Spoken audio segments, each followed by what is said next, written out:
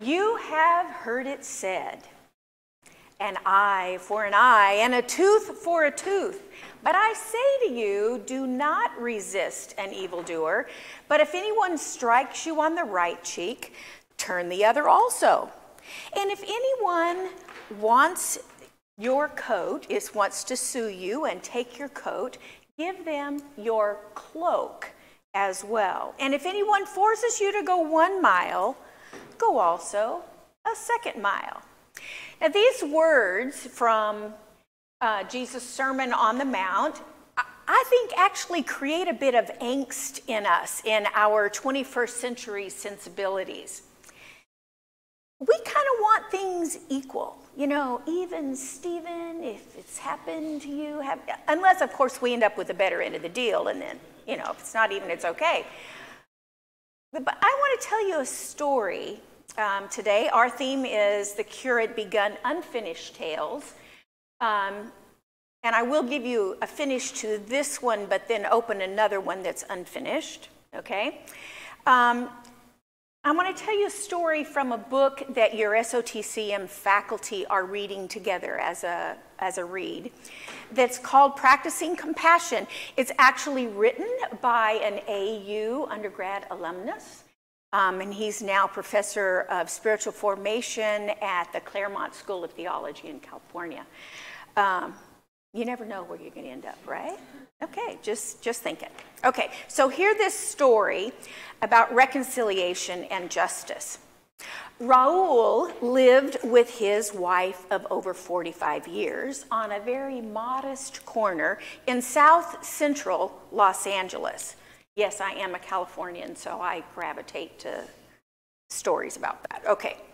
When his wife died of a stroke in her sleep, Raul was grief-stricken. He retired from his job as a school custodian and sought solace from his church and spent long hours staring into the yard from the porch that his wife adored. Raul decided to plant a memorial garden. They're very popular these days, by the way. For his wife. It spanned the entire corner lot, and it contained flower beds, ever in bloom, boxes of herbs, tomatoes on the vine, vegetables, cilantro in bundles. He made his own salsa, undoubtedly, and rows of his beloved's favorite, prize-worthy roses of a dozen different hues. For Raul, the garden acted not only as a memorial, but as a tribute and a reason for living in these later part of his life. One morning, Raul discovered that several rose bushes had been demolished. Shreds of blossom and brush were strewn on the ground as if they had been assaulted with a baseball bat. He was certain who had done it. A carload of local gang members had taken to cruising the place, driving slowly by and casing it with their cold, vacant stares. Afraid of doing anything else, Raul simply swept up the mess, repaired the bushes, and tended the garden as if nothing had happened. 2 days later, yet another bush was assaulted. And a few days after that, yet another. Angry and afraid, heartsick and powerless, Raul was beside himself about what to do. On the off chance that it would deter the vandals, he sat in stoic vigil at the living room window, watching. That's when Raul saw the boy. He vaguely knew his story. The 10-year-old lived alone with his mother, his father long gone, and his older brother, a gang member, in jail for killing a rival. In retaliation for the murder his brother had committed, a drive-by was planned and took place at the boy's home. He was struck in the leg by a bullet. Though scarcely limping any longer, the boy still walked with a cane. Raoul watched him, presumably on his way to school. But when he got to the roses, the boy wielded his cane like a weapon and lashed out at one of the bushes. Once done with the attack, he started to leave, but then stopped because he noticed Raoul staring from the window. The boy at first looked scared, as if real trouble was coming. Caught as he was with nowhere to go. Then he glared in defiance and swiftly scrambled away. Raoul's first instinct was to chase the boy down and scold him. His second was to call the police and turn the little truant in. But he could not shake those eyes. It was as if Raoul could see it all. The boy's aloneness, the rage, the terror, the futility, and lacing throughout the despair that would make a future in gang life all but inevitable. He let the boy's eyes haunt him until he had an idea. That afternoon, Raoul found the boy walking home from school and approached him. The boy hardened in defiance. Raoul said, "I'm having trouble with my garden. Someone is destroying the flowers." But the boy insisted, "It's not me. I don't know anything about it." Raoul assured him that that's not what he meant. He needed someone to help protect the flowers and to help him care for them from time to time, and he'd even pay him. The boy really looked a little skeptical, but Raoul offered that they try it for 1 week, just one Saturday. He just had to keep an eye on the garden, and on Saturday morning he would get paid. So on Saturday, the boy showed up. He stayed the better part of the day. Raoul taught him to tend roses and helped him plant a rose bush of his own. They harvested tomatoes, cut fresh herbs, and at the day's end, they picked a whole bag of fresh lemons and made lemonade. It was the best that the boy had ever had. It was so good, he came back the following week, and the next, and the next.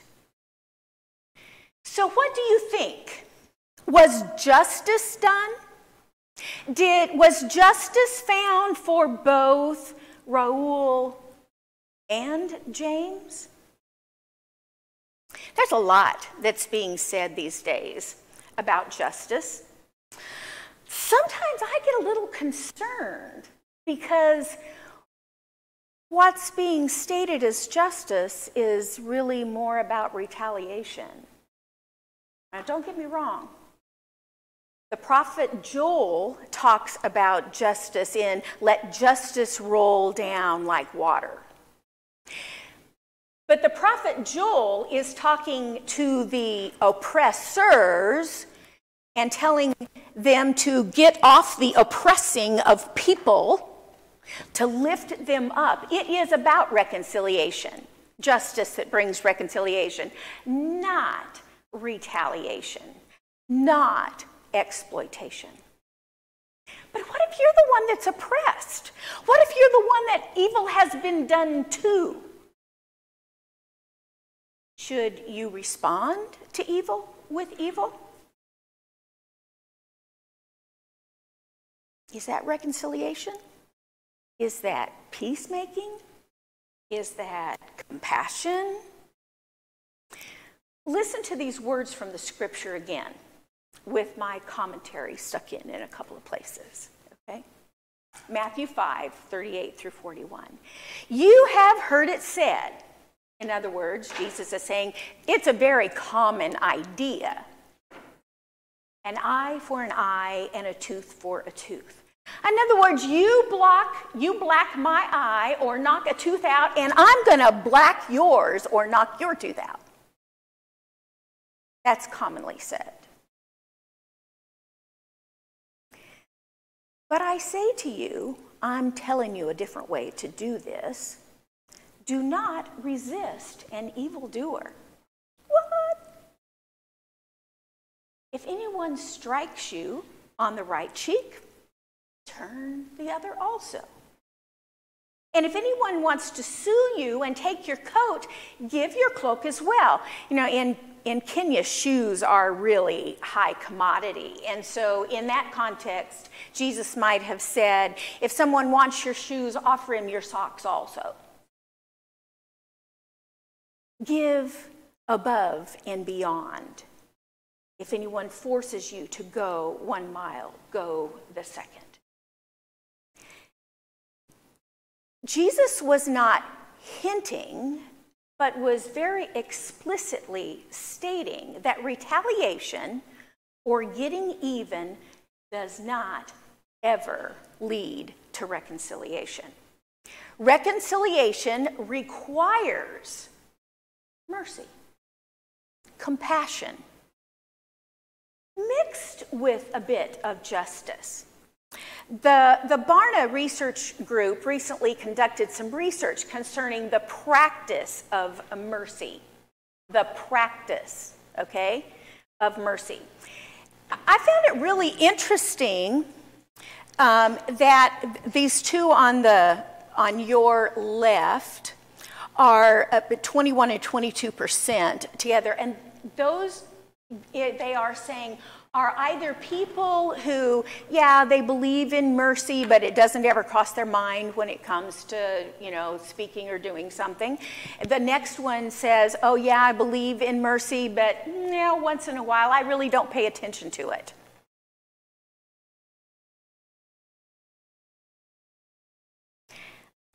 Another part of their research said that women, older adults, and those with more education practice mercy more often. I like that. Oh, okay. That was a sidebar. Excuse me. Okay. So, mercy. Most of you probably have never heard of a man named Paul Harvey. He was he broadcasted a radio program years ago, and he was known for telling part of the story and then going to commercial. And when he came back on air, he always said, and now the rest of the story. Yes. So I'm going to give you the rest of the story of James and Raoul.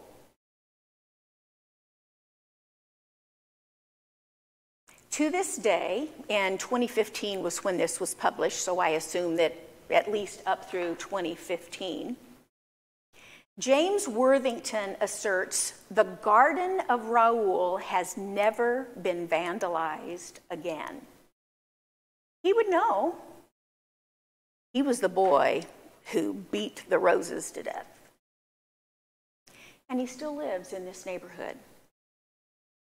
It's here that he works with young people, offering them a place to flourish in the midst of ever-present violence. One man's compassion, one man's mercy.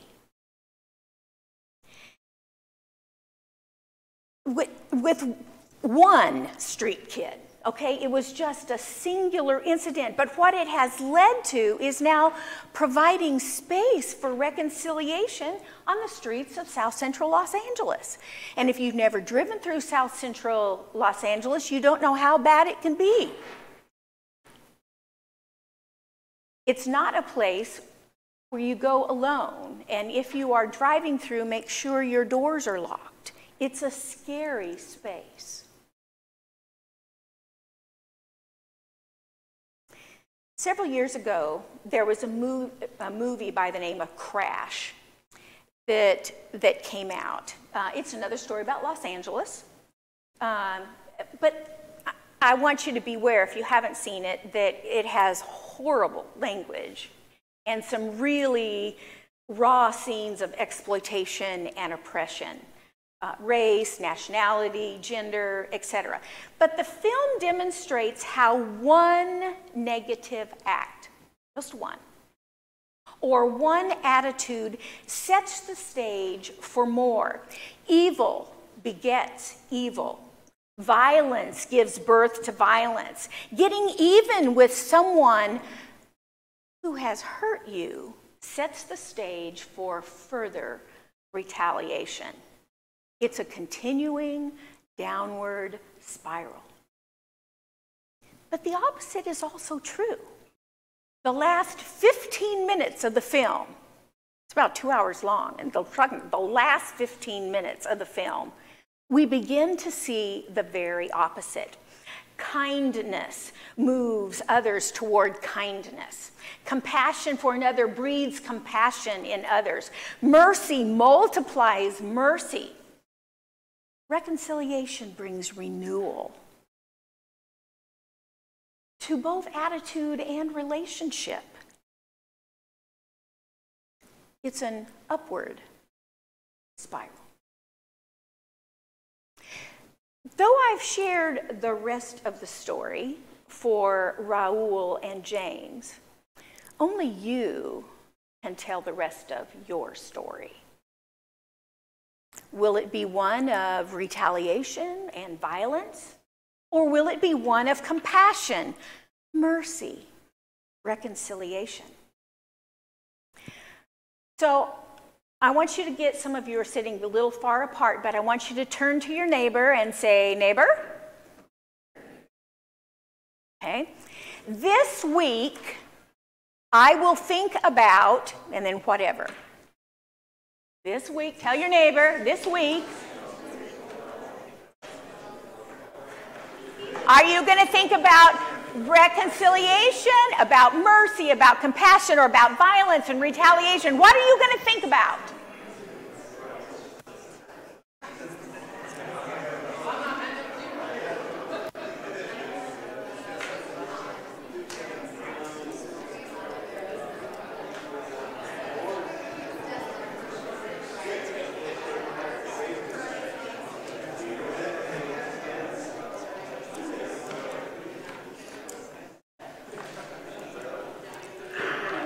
The second half of that sentence says, I will choose, because how we respond is always a choice.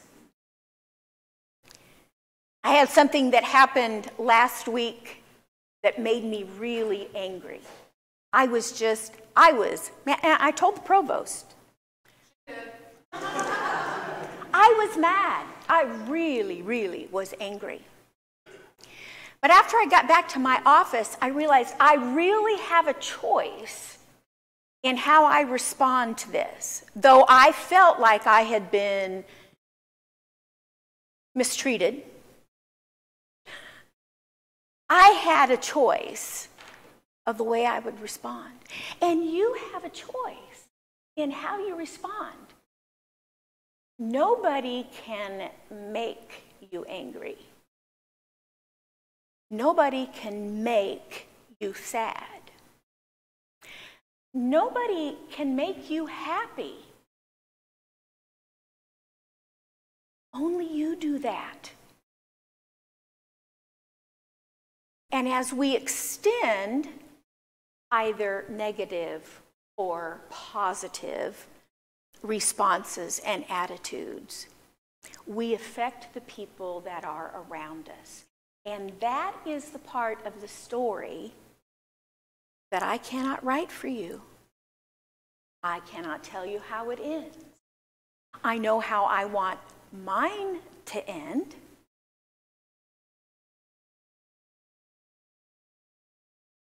We're going to leave this space in a little bit. And you are invited to join us for lunch, as Dr. Faulkner has said. If you come to lunch, if you participate in lunch, I'm asking you to also participate in conversation. because our conversation is a continuation of our fellowship together. And we're going to talk about this question, or the blanks in this statement, because it's really a statement. I choose to. What is it? So I'm going to close this part of our service with a benediction, and I'm going to bless the food. And you can go grab a plate, go into 113, the middle classroom there, and we'll start some conversation about how we want to do this. In the SOTCM, in this space, in Anderson University, how do we want to do this? Are we going to be people who help the spiral move up and grow and continue, or are we, yeah, you know what the other option is. Okay? Would you stand with me as I give a benediction? God, we ask for your blessing on our time of conversation as we gather around the table. Lord, help make us people. Help us stay open so that we can choose, as we follow you, to be purveyors of mercy and compassion and reconciliation. Amen. You are dismissed, friends.